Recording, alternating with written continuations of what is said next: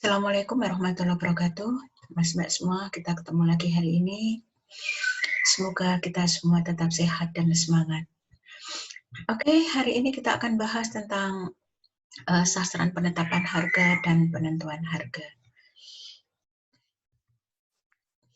Yang pertama, kita pahami dulu apa pentingnya harga. Oke, harga itu sangat penting. Dalam perekonomian, harga sebuah produk akan mempengaruhi biaya-biaya faktor produksi, tenaga kerja, tanah, modal, dan sebagainya.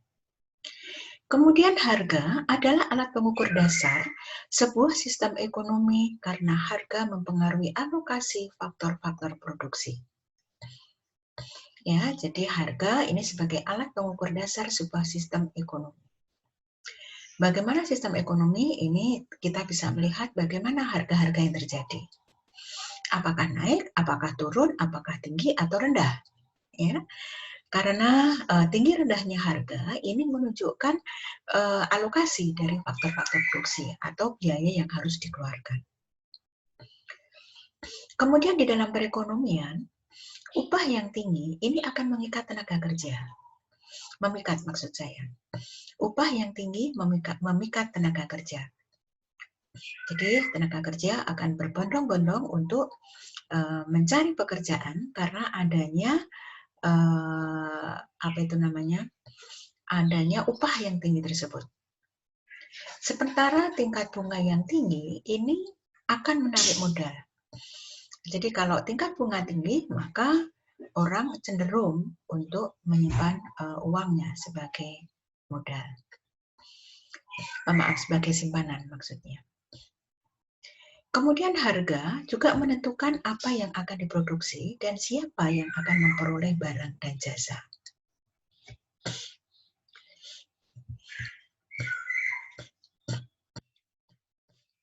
Dalam perusahaan perseorangan, harga sebuah produk atau jasa merupakan penentu utama permintaan pasar. Apakah permintaan suatu produk itu akan tinggi atau rendah akan sangat ditentukan oleh harganya. Ya.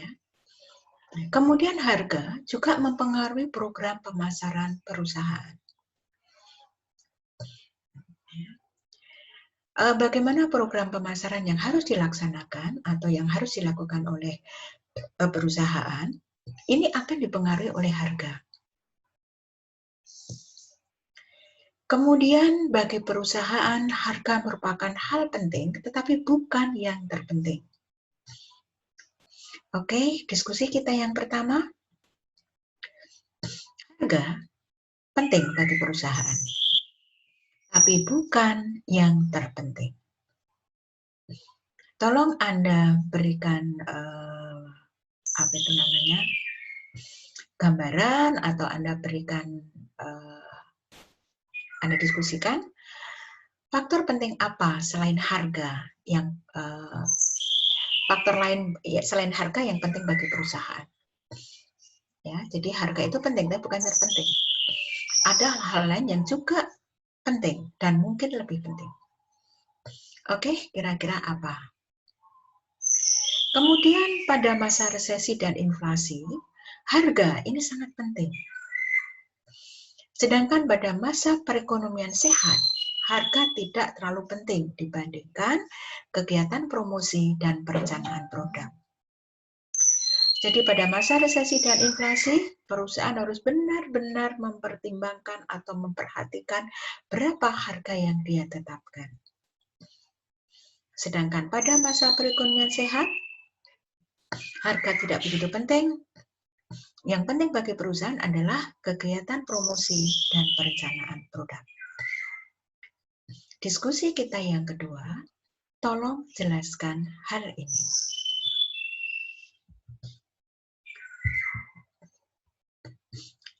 Kemudian, ada sesuatu yang kita pahami di sekitar kita, mungkin termasuk Anda, termasuk saya, ya. Bagaimana kita mengkaitkan antara harga dengan kualitas. Ya. Andai konsumen tidak mempunyai informasi lain selain harga, konsumen akan mempunyai persepsi bahwa harga yang tinggi pasti kualitasnya tinggi. Ya, jadi kalau kita tidak tahu hal-hal yang lain, kita hanya tahu harga saja, maka kita akan berasumsi bahwa harga yang tinggi pasti kualitasnya tinggi. Saya kadang-kadang kalau beli barang juga seperti itu ya. Ketika saya nggak mempunyai informasi apapun tentang barang yang akan beli, ketika saya membutuhkan kualitas, maka pertanyaan saya adalah harganya mahal mana? Seperti itu. Karena saya berasumsi kalau harganya lebih tinggi, maka mesti kualitasnya lebih bagus. Contoh sederhana kemarin saya ke apotek ya, kebetulan suami saya itu ada diabetes dan setiap hari harus mengkonsumsi Glimepiride seperti itu. Kebetulan Glimepiride di rumah habis, kemudian saya membeli, dan kebetulan juga di apotek yang biasa saya beli, Glimepiride itu tidak ada. Kemudian saya ke apotek yang lain, saya bilang sama petugasnya, saya cari Glimepiride 4 mg 1 strip seperti itu. Selang sebentar, petugasnya keluar membawa 2 Glimepiride. Kemasannya berbeda, warnanya berbeda, tetapi tulisannya sama, Glimepiride 4 mg. Petugasnya nanya, biasanya pakai yang mana, Bu? Wah, saya juga tidak tahu ya, kebetulan itu dua-duanya belum pernah kita gunakan. Terus saya hanya tanya begini, ini dengan ini mahal yang mana? Saya tanya begitu. Mahal yang ini, Bu. Ya sudah, kalau begitu saya beli yang mahal. Karena apa? Karena ketika berkaitan dengan obat, maka saya menitik beratkan pada kualitas. Ya, pada kualitas tentu saja harapannya dengan manfaat yang lebih baik dengan menggunakan obat tersebut. Maka saya memilih yang harganya lebih mahal. Asumsinya itu tadi, yang lebih mahal mesti kualitasnya lebih bagus. Kalau dalam bahasa vulgarnya mesti lebih manjur seperti itu. Sebetulnya saya juga tahu bahwa ketika dia mempunyai nama yang sama, maka kandungannya sama sebetulnya. Itu hanya karena beda pabrik aja. Ya, beda pabrik, mungkin biaya produksinya juga beda, ya, kemudian harganya juga berbeda dari pabriknya, sehingga sampai di apotek juga harganya berbeda. Tetapi saya tidak mempertimbangkan itu. Jadi karena saya hanya tahu bahwa ini harganya lebih mahal, maka saya memilih yang lebih mahal karena saya membutuhkan kualitasnya. Nah, padahal persepsi kualitas itu dapat dipengaruhi oleh reputasi toko. Nah, jadi mungkin bisa jadi toko itu toko yang terkenal sehingga produk-produk yang masuk ke situ mesti mahal. Misalnya saja kita membeli suatu produk sama-sama ya, kita membeli suatu produk yang sama. Misalnya produk rumah tangga aja apa ya? Susu misalnya. Ya. Saya berikan contoh lagi, misalnya saya akan suami saya selalu minum diabetasol ya. Kemudian saya membeli di suatu supermarket. Kalau di Jogja, saya biasa belanja di Rame. Kalau Anda orang Jogja akan tahu Rame. Diabetasol di Rame itu harganya X katakanlah.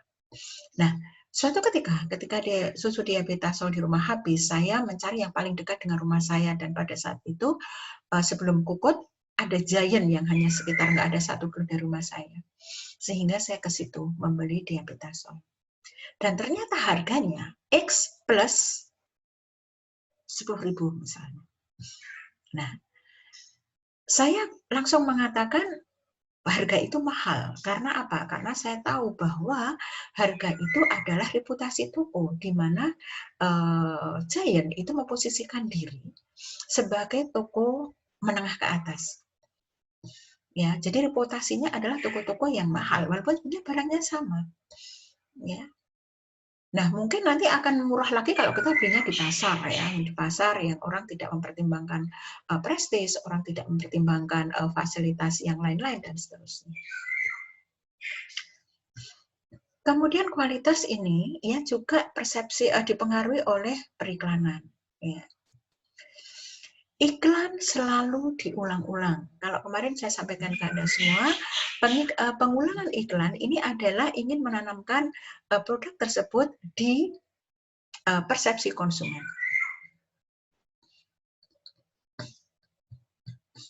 Perusahaan berharap kalau konsumen membutuhkan suatu produk itu, produk X misalnya, maka dengan iklan yang berulang-ulang itu yang akan teringat oleh konsumen. Ya. Nah, bagi kebanyakan kita, dari kebanyakan orang seperti kita, ketika sebuah produk diiklankan dengan besar-besaran, kita akan berasumsi bahwa produk itu mesti bagus. Ya. Kalau tidak bagus, mesti tidak akan diiklankan seperti itu. Ya, dan kemudian juga variabel-variabel lain. Ini yang akan menentukan persepsi kualitas suatu produk.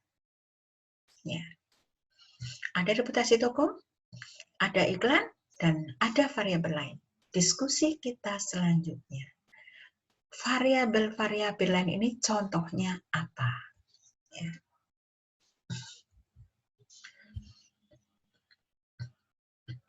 Kemudian makna harga. Kita pahami dulu beberapa istilah. Yang pertama adalah manfaat atau utility. Manfaat adalah atribut sebuah item atau barang yang mempunyai kemampuan untuk memuaskan keinginan. Ya, jadi manfaat adalah atribut sebuah item yang mempunyai kemampuan untuk memuaskan keinginan. Atribut itu apa saja toh? Bisa dari bentuknya. Oh, bentuknya bagus, ya. Bisa dari rasa, rasanya enak. Bisa dari kemasan, kemasannya bagus, ya, dan seterusnya. Di mana kemasan, ya, rasa, bentuk ini tadi merupakan atribut yang akan memuaskan keinginan kita. Kemudian kita juga mengenal ada nilai.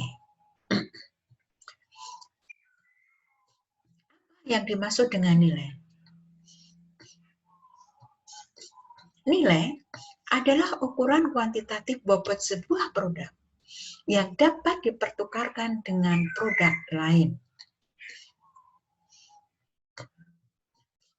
1 kilogram beras mendapatkan setengah kilogram apel.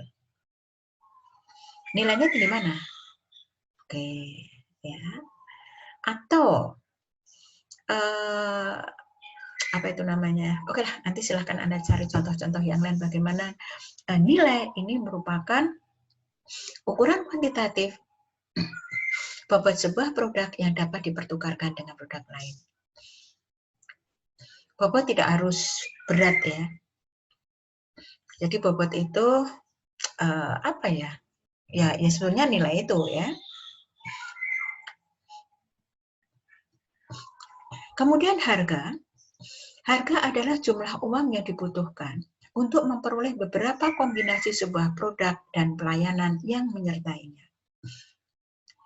Kalau Anda ke supermarket, ya, kemudian Anda membeli minyak goreng, maka harga yang Anda bayar untuk minyak goreng tersebut tidak hanya hak minyaknya itu, tetapi juga biaya promosinya, kemasannya, pelayanannya, fasilitas yang Anda nikmati, misalnya adanya eskalator, kemudian adanya AC, kemudian tempat yang bersih, di mana untuk eskalator, untuk AC itu perusahaan harus bayar listrik, untuk tempat yang bersih perusahaan harus membayar cleaning service.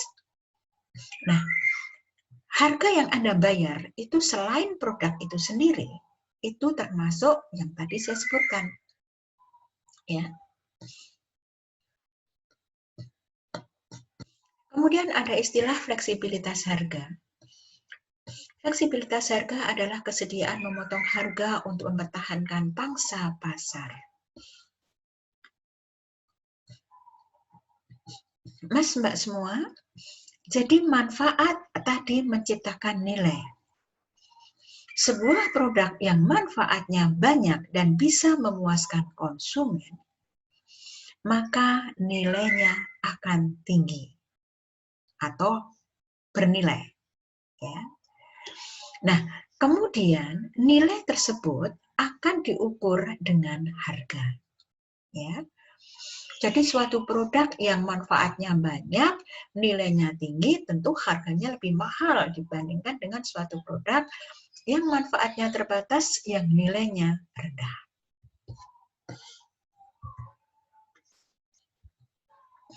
Sasaran penetapan harga ada 3 hal. Yang pertama, berorientasi pada laba. Tujuan di sini adalah menciptakan target laba investasi atau penjualan bersih dan memaksimumkan laba. Yang kedua, berorientasi pada penjualan. Tujuannya untuk meningkatkan penjualan atau mempertahankan atau meningkatkan pangsa pasar. Dan yang ketiga, berorientasi pada status quo, bertujuan untuk menstabilkan harga dan menangkal persaingan. Penetapan harga yang berorientasi pada laba, yang pertama adalah mencapai target laba. Di sini penetapan harga dengan sasaran untuk mengembalikan investasi atau laba penjualan bersih. Jadi, berapa harga yang ditetapkan? Ini dasar pertimbangannya adalah kapan atau berapa lama kita bisa mengembalikan investasi. Alasan sasaran ini adalah perusahaan besar lebih bebas dari persaingan dalam menetapkan harga dibandingkan perusahaan kecil. Ya, jadi karena dia bebas menentukan harga, maka suka-suka dia kapan dia atau berapa dia menetapkan harga. Kemudian yang untuk mencapai target laba ini alasan yang kedua adalah dalam perusahaan yang multidivisi, sasaran ini bisa digunakan untuk menilai prestasi antar divisi. Ya. Nah, jadi misalnya satu perusahaan Indofood ya atau Wings gitu ya. Wings itu kan produknya banyak ya, dari sabun, kemudian apalagi tuh Wings tuh mie dan sebagainya. Misalnya diasumsikan bahwa setiap jenis produk ini adalah divisi, maka kita bisa melihat divisi mana yang berprestasi. Ukurannya tentu saja divisi yang paling banyak menghasilkan laba, maka divisi tersebut adalah divisi yang paling baik prestasinya. Demikian juga sebaliknya. Kemudian yang kedua adalah memaksimalkan laba. Lebih menguntungkan perusahaan, jadi memaksimalkan laba ini akan lebih menguntungkan perusahaan dan masyarakat jika dipraktekkan dalam jangka waktu yang panjang. Ya. Jadi sasaran menetapkan harga untuk memaksimalkan laba ini akan menguntungkan bagi perusahaan dan masyarakat jika dipraktekkan dalam jangka panjang. Yang kedua, perusahaan bersedia menanggung kerugian dalam jangka pendek. Yang ketiga, sasaran harus memaksimalkan laba dari keseluruhan produk, bukan dari setiap item yang dipasarkan.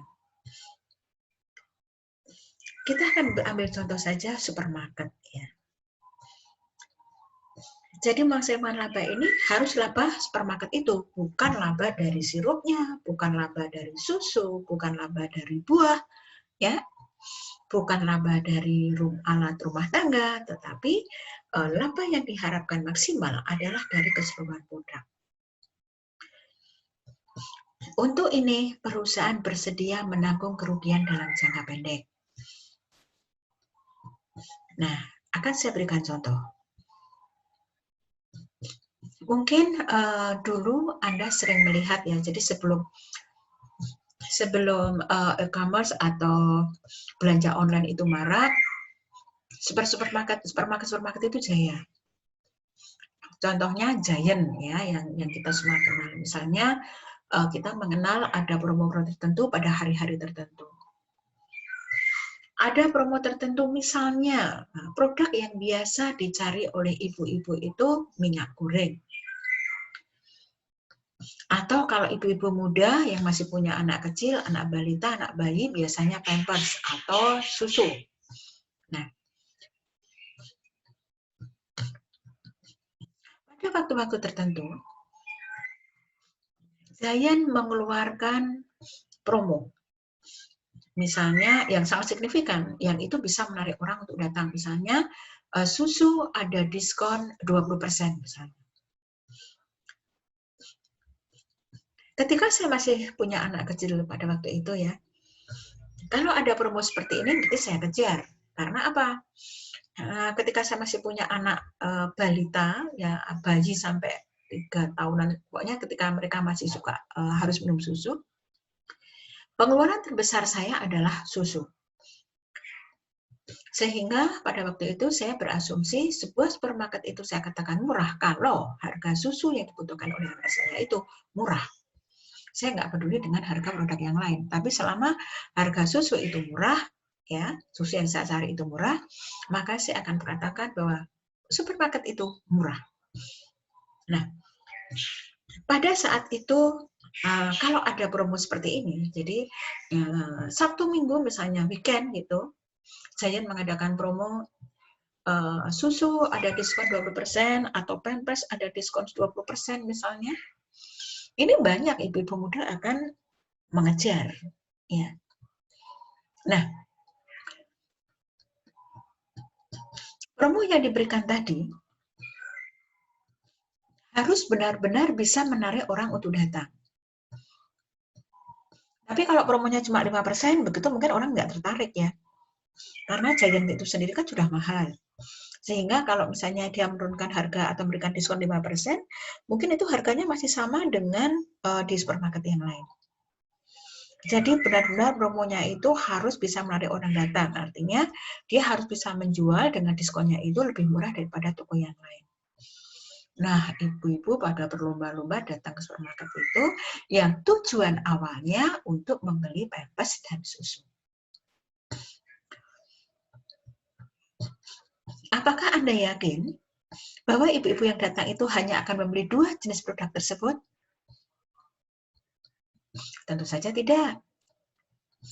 Kalau para ibu ini meminta tolong suaminya yang beli, bisa jadi akan hanya membeli produk pampers dan susu tersebut.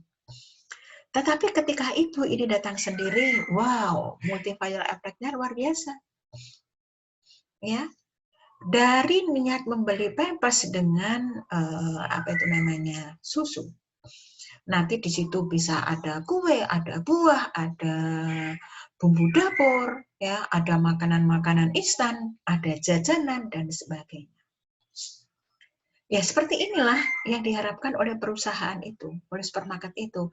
Mengundang orang datang, kemudian mereka membeli tidak hanya pada item yang dipromokan, tetapi dia akan membeli produk-produk yang lain. Ini yang kita sebut sebagai pembelian impulsif, ya, pembelian yang tidak direncanakan. Ya, karena itu kalau Anda masuk ke supermarket, ini biasanya namanya buah, sayur itu masih ada di pintu masuk. Kenapa? Karena jarang sekali, ya, sangat sedikit orang datang ke supermarket niatnya beli buah. Kalau beli buah, saya lebih suka ke pasar atau ke toko buah. Karena selain lebih murah, juga biasanya lebih segar. Ya. Tetapi di supermarket didisplay sedemikian indahnya, diberi daun, diberi kacang, ya. Kemudian juga bersih, kemudian ditata sedemikian cantiknya sehingga itu menarik orang untuk beli. Pembelian impulsif, membeli yang tidak direncanakan. Ya, ini kalau misalnya Anda ke supermarket yang namanya sabun, namanya gula, dia nggak perlu menata dengan spesifik. Ditaruh di tempat yang paling delik sekalipun mesti dicari karena itu kebutuhan pokok. Ya. Orang pasti akan cari. Tetapi yang namanya buah, kadang konsumen harus dirangsang dulu untuk membeli. Dengan cara apa? Cara display. Begitu masuk supermarket, yang dia lihat adalah sesuatu yang indah. Tatanan buah, tatanan sayur, dan sebagainya. Nah, kita kembali ke itu tadi. Jadi supermarket, pemasar sangat memahami bahwa ibu-ibu itu sifat impulsifnya luar biasa. Karena itu produk yang dipromokan biasanya produk-produk yang penting dan menarik bagi ibu. Harapannya itu tadi, tidak sekedar membeli produk tersebut, tetapi dia juga akan membeli produk-produk lain yang sebetulnya tidak direncanakan. Ya. Nah, jadi Mbak-mbak, kalau Anda besok sudah berkeluarga, atau Mas-mas kalau Anda ingin tidak terlalu banyak pembelian impulsif, bapak-bapak aja suruh belanja. Mesti akan beli apa adanya, apa perlunya. Ya, beda dengan kita. Saya kalau belanja dengan anak saya itu biar dipegangin sama anak saya. Ibu tak pegangin, nanti kalau nggak tak pegangin, ibu mesti belok ke sana kemari. Ya. Jadi seperti itu. Oke. Jadi di sini hasil makan laba ini harus bersedia menanggung rugi dulu dalam jangka pendek. Kemudian juga harapannya laba itu bagi keseluruhan produk, bukan hanya setiap item yang dipasarkan. Oke, Mas Mbak semua, saya sudah memberikan contoh satu aplikasi dari memaksimalkan laba dengan contoh kasus Giant. Tolong diskusi kita selanjutnya, tolong berikan contoh yang lain. Bagaimana perusahaan bersedia menanggung kerugian dalam jangka pendek untuk mencapai keuntungan jangka panjang. Oke, itu diskusi kita selanjutnya. Kemudian yang kedua, berorientasi pada penjualan. Di sini ada meningkatkan volume penjualan. Dinyatakan dalam persentase kenaikan penjualan dalam periode tertentu. 1 tahun, 3 tahun, atau berapa saja. Jadi ada target bahwa dalam 1 tahun penjualan harus meningkat 10%. Nah, terkait dengan penetapan harga, bagaimana cara kita bisa mencapai target tersebut? Nah, ini bisa dengan cara peningkatan volume penjualan dengan laba tetap. Nah, kalau volumenya penjualan labanya tetap, ini cara yang bisa kita lakukan adalah dengan cara memberikan potongan harga atau strategi penetapan harga lain. Ya. Jadi dengan cara pemotongan harga, orang akan membeli dalam jumlah yang lebih banyak. Beli 2, dapat 1. Oh, jangan. Nggak mau ya. Maksud kita beli 2, cuma dapat 1. Beli 2, gratis 1, misalnya. Atau membeli 2, membeli 1 1.000, membeli 2 1.900, misalnya seperti itu. Strategi-strategi ini adalah cara yang digunakan oleh perusahaan agar konsumen bersedia membeli lebih banyak. Ya.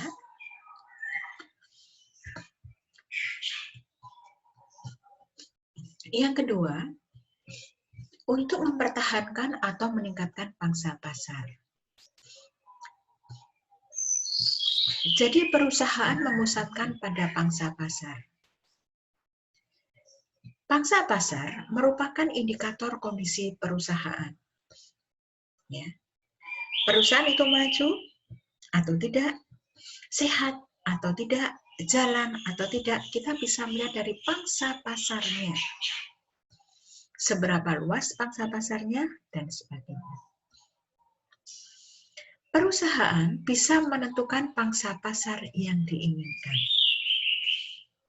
Nah, strategi mempertahankan atau meningkatkan pangsa pasar ini bisa diterapkan jika pasar total sedang berkembang dan perusahaan bisa memperoleh laba. Diskusi kita yang selanjutnya. Bisa mempertahankan atau meningkatkan pangsa pasar bisa diterapkan jika pasar sedang berkembang, pasar total, dan perusahaan bisa memperoleh laba. Bagaimana kalau kondisi pasar terjadi sebaliknya?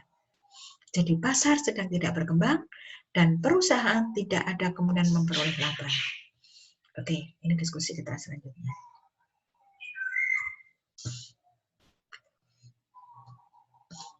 Kemudian berorientasi status quo. Status quo itu tetap ya.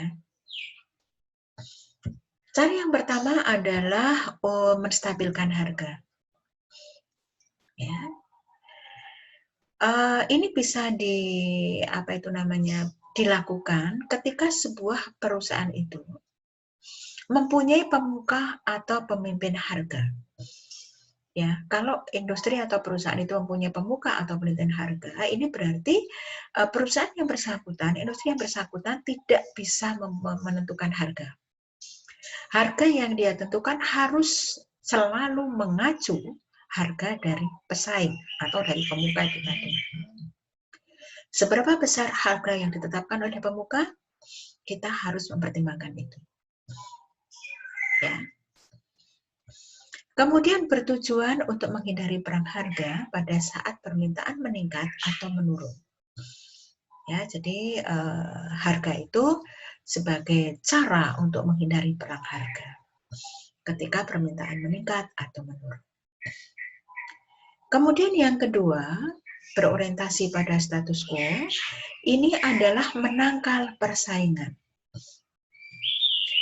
Perusahaan menetapkan harga untuk menangkal persaingan karena perusahaan hanya mempunyai peranan yang kecil dalam menentukan harga. Ya, tadi sudah kita sampaikan di awal bahwa strategi ini atau sasaran menetapkan harga ini bisa kita gunakan ketika ada pemuka atau pemimpin harga. Ya. Kalau ada pemuka, maka perusahaan itu tidak mempunyai kemampuan untuk menentukan harga. Kalau ada ya sangat kecil lah. Kebijakan mengikuti harga ditetapkan oleh pemuka industri hanya dilakukan oleh perusahaan yang standar produknya tinggi atau disegani. Ya. Kalau tadi saya sampaikan bahwa perusahaan harus mengikuti harga pemuka, maka yang bisa mengikuti harga yang ditetapkan oleh pemuka itu yang mereka produknya berstandar tinggi dan disegani. Produk-produk yang tidak terkenal, produk-produk kecil, wah ini akan gulung tikar kalau dia mengikuti standar harga yang ditentukan oleh pemuka. Karena mesti dia akan kalah bersaing dengan pemuka. Ya. Oke. Kemudian penentuan harga, faktor yang mempengaruhi ada beberapa. Yang pertama adalah permintaan produk, target pangsa pasar, reaksi pesaing, kemudian strategi yang digunakan, penetrasi atau saringan, kemudian bagian lain dari bauran pemasaran, yaitu produk, saran distribusi, dan promosi, dan juga biaya untuk memproduksi atau membeli produk. Kita akan bahas satu demi satu. Permintaan produk. Dua langkah praktis dalam memperkirakan permintaan produk bisa dilakukan melalui kita menentukan apakah ada harga yang diharapkan oleh pasar. Kemudian bisa juga melalui perkiraan volume penjualan atas harga yang berbeda-beda. Ya, jadi kita memperkirakan ya, kalau misalnya harganya sekian, maka permintaannya akan sekian atau volume penjualannya sekian. Kalau harga sekian, maka permintaannya sekian, volume penjualannya sekian, dan seterusnya. Bisa juga kita melalui berusaha memahami berapa harga yang diharapkan oleh pasar. Harga yang diharapkan adalah harga yang secara sadar atau tidak sadar dinilai oleh pelanggan. Caranya bagaimana? Cara yang bisa digunakan untuk mencoba harga yang diharapkan ini adalah dengan mencoba harga yang berbeda-beda di daerah uji. Sehingga kita akan mengetahui harga yang relatif tepat. Ya, jadi kita mencoba menerapkan beberapa harga, ya, harga yang berbeda-beda di daerah uji, dan dari situ kita akan mengetahui harga relatif tepat. Diskusi kita yang selanjutnya, bagaimana cara kita mengetahui, jadi yang ini ya, jadi kita menentukan harga, kita mencoba mengetahui berapa harga yang diharapkan tadi, kemudian kita mencoba di beberapa daerah uji beberapa tingkat harga, kemudian dari situ kita akan mengetahui harga yang tepat. Nah, pertanyaannya adalah, diskusi kita selanjutnya adalah, bagaimana cara kita mengetahui bahwa harga itu harga yang dimau oleh konsumen. Ya, jadi bagaimana kita mengetahui bahwa harga itu adalah harga yang dimau atau diharapkan oleh konsumen. Kemudian yang kedua, pangsa pasar. Perusahaan yang mengupayakan peningkatan pangsa pasar bisa menetapkan harga dengan lebih agresif. Caranya bagaimana? Dengan harga yang lebih rendah, dengan memberikan potongan harga yang besar, dan sebagainya. Diskusi kita selanjutnya, tolong Anda jelaskan, penetapan harga yang rendah dan potongan harga yang lebih besar bisa meningkatkan pangsa pasar. Ya, jadi untuk meningkatkan pangsa pasar bisa melalui harga yang lebih rendah atau potongan yang lebih besar. Tapi bagi perusahaan yang hanya ingin mempertahankan pangsa pasarnya, dia tidak perlu menetapkan harga dengan agresif. Pangsa pasar dipengaruhi oleh kapasitas produksi dan kemudahan masuk ke pasar. Ya, jadi pangsa pasar itu dipengaruhi oleh kapasitas produksi dan kemudahan masuk ke pasar.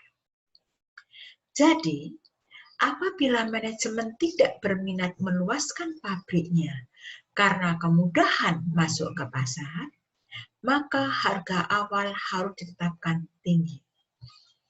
Kemudahan masuk ke pasar itu artinya pesaing gampang masuk, ya. Jadi siapapun orangnya bisa masuk ke pasar.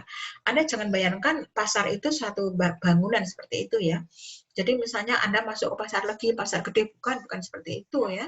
Tetapi yang dimaksud dengan masuk pasar adalah pasar produk. Jadi kalau misalnya Anda sedang jual susu segar misalnya, maka pasar yang dimaksud adalah pasar susu segar.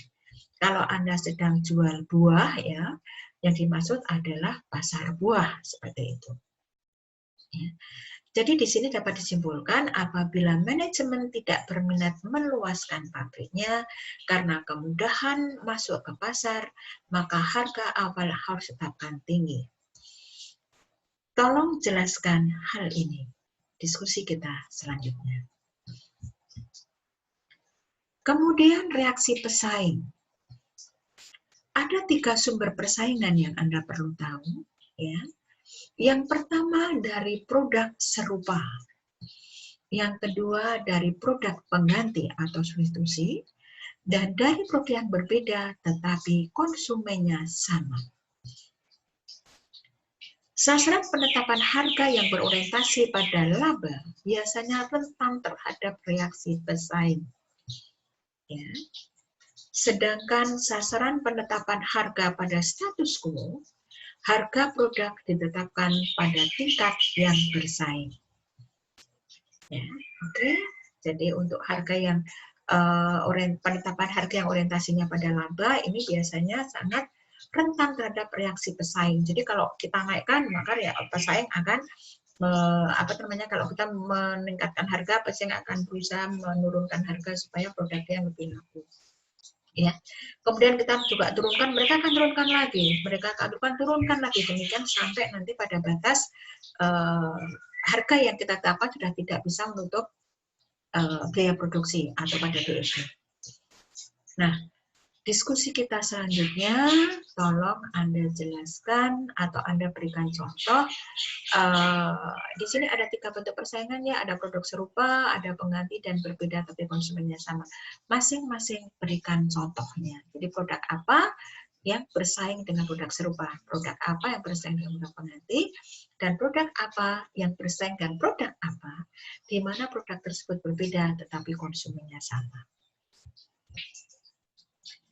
Kemudian ada juga penetapan harga penetrasi atau penetapan harga saringan. Penetapan harga saringan adalah penetapan harga awal yang tinggi. Strategi ini berguna untuk produk baru karena pada tahap awal dor hidup, harga bukan faktor penting dan persaingannya tidak banyak. Ya, jadi ketika dia produk baru, harga belum merupakan faktor penting. Karena apa? Karena di situ pertama persaingannya tidak banyak, ya, sehingga berapapun harga yang ditetapkan tidak ada yang akan menjadi lebih murah. Ya. Kemudian yang kedua, karena ini produk baru, maka kalau harganya mahal, ya ini tidak akan mempengaruhi psikologis konsumen, ya, atau psikologis konsumen akan mengatakan ini kan produk baru, wajar kalau harganya mahal. Pada penetapan harga saringan, pada awalnya produk ditawarkan pada kelompok yang tidak terlalu memperdulikan harga dan memberikan tanggapan yang positif terhadap kesendirian produk. Artinya kelompok-kelompok ini dia tidak peduli berapa harganya, dan dia sangat memperhatikan kesendirian produk, atau kalau bahasa kita inklusivisme, ya. Jadi kita akan merasa inklusif kalau produk yang kita gunakan tidak banyak orang yang menggunakan, ya. Jadi kalau Anda lihat bagaimana kenapa contoh baju butik, ya, kenapa baju di butik-butik itu mahal? Butik dengan desainer terkenal, ya, atau butik dengan desainer khusus. Kalau butik-butik yang kita kenal sehari-hari di sini mungkin tidak terlalu, ya, tapi pada butik yang benar-benar desainer terkenal kita tuh siapa tuh, ya? Siapa ya? Yang kebaya itu siapa namanya? Avanti, oke, misalnya Avanti, ya. Kenapa sih kebaya yang dibuat oleh Avanti itu mahal? Ya, oke. Diskusi kita yang selanjutnya, ya. Kenapa harga baju yang dikeluarkan oleh desainer terkenal itu mahal? Ya. Yang dikeluarkan oleh butik terkenal itu mahal. Oke, diskusi kita selanjutnya. Nah, jadi gitu. Jadi pada awalnya produk ditawarkan pada kelompok yang tidak memperdulikan harga dan memberikan tanggapan yang positif terhadap kesendirian produk. Kemudian harga bisa diturunkan untuk kelompok yang sensitif terhadap harga. Jadi setelah jangka waktu tertentu, harga kita turunkan, produk kita pasarkan pada kelompok yang sensitif terhadap harga. Kelompok yang sensitif terhadap harga itu artinya adalah kelompok yang ketika dia akan beli suatu produk, harga menjadi pertimbangan utama. Ya, mungkin termasuk saya, mungkin Anda juga. Kemudian sasaran penetapan harga saringan, ini juga merupakan pembendung yang kuat terhadap kemungkinan penetapan harga yang salah. Ya. Jadi penetapan harga awal yang tinggi, ini merupakan pembendung yang kuat terhadap kemungkinan penetapan harga yang salah. Oke, diskusi kita selanjutnya, tolong jelaskan masalah ini. Kemudian penetapan harga saringan juga dapat didayagunakan untuk mengatur keseimbangan antara permintaan dengan kapasitas produksi perusahaan. Ya, jadi penetapan harga tinggi di awal ini dapat digunakan untuk mengatur keseimbangan antara permintaan dengan kapasitas produksi perusahaan. Kemudian yang kedua, kebalikan dari harga saringan adalah penetapan harga penetrasi. Jadi kalau penetapan harga saringan tadi adalah penetapan harga di awal dengan harga yang tinggi, maka sebaliknya penetapan harga penetrasi adalah penetapan harga awal yang rendah untuk mencapai pasar massal secara cepat. Ya, jadi harga ditetapkan rendah, tujuannya adalah mencapai pasar massal. Konsumennya banyak, pangsa pasarnya luas dengan cara yang cepat. Bisa juga penetapan harga penetrasi ini digunakan pada tahap akhir dari door hidup sebuah produk. Ya, oke, diskusi kita selanjutnya. Kenapa pada tahap akhir door hidup produk ya kita bisa menggunakan harga penetrasi atau harga yang rendah. Nah, kondisi yang tepat untuk strategi harga penetrasi adalah yang pertama, produk mempunyai permintaan yang sangat elastis. Ya. Oke, diskusi kita selanjutnya, apa yang dimaksud permintaan yang sangat elastis? Produk mempunyai permintaan yang sangat elastis. Maksudnya apa? Dan kenapa untuk produk ini harga harus rendah? Kemudian yang kedua, biaya produksi bisa dihemat jika skala produksi besar. Ya. Tolong diskusi kita selanjutnya Anda juga jelaskan ini. Apa hubungan antara biaya produksi dalam skala produksi besar dengan harga yang murah?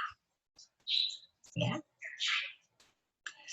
Kemudian yang ketiga, produk akan menghadapi persaingan ketat. Nah, karena produk akan menghadapi persaingan ketat di pasar, maka kita harus memenangkan persaingan, yaitu dengan harga yang murah, ya, atau harga yang lebih murah daripada harga yang ditentukan oleh pesaing. Oke. Kemudian yang keempat, pasar dari golongan pendapatan tinggi tidak cukup besar menopang harga yang ditetapkan dengan strategi saringan. Jadi tadi kita sudah sebelumnya kita sudah bahas tentang strategi penetapan harga saringan, harga yang kita tetapkan tinggi, ya. Harapannya adalah golongan yang akan menjadi pangsa pasar kita itu, golongan kelas menengah ke atas itu akan bisa memberikan keuntungan bagi perusahaan. Tetapi ternyata tidak. Nah, karena ternyata tidak, maka kita bisa menurunkan dengan harga penetrasi. Oke, Mas Mbak semua, dari apa yang saya jelaskan tadi, maksud saya terkait dengan harga penetrasi dan harga berkaitan dengan penetapan harga tersebut, ada dua hal yang penting harus kita pahami terkait dengan penetapan harga itu.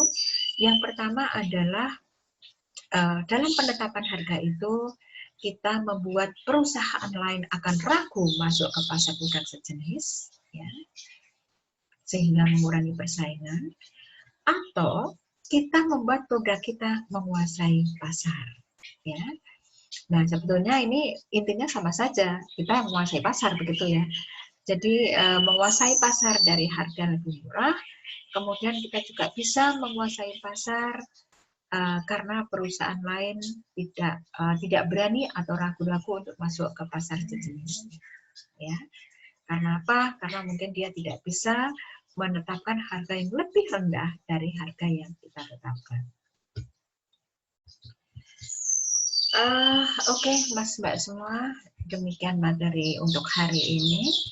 Silahkan Anda pahami, dan nanti seperti biasa dari banyak diskusi ini, nanti kita bahas setelah Anda selesai menyimak video ini. Oke, terima kasih atas perhatiannya. Assalamualaikum warahmatullahi wabarakatuh.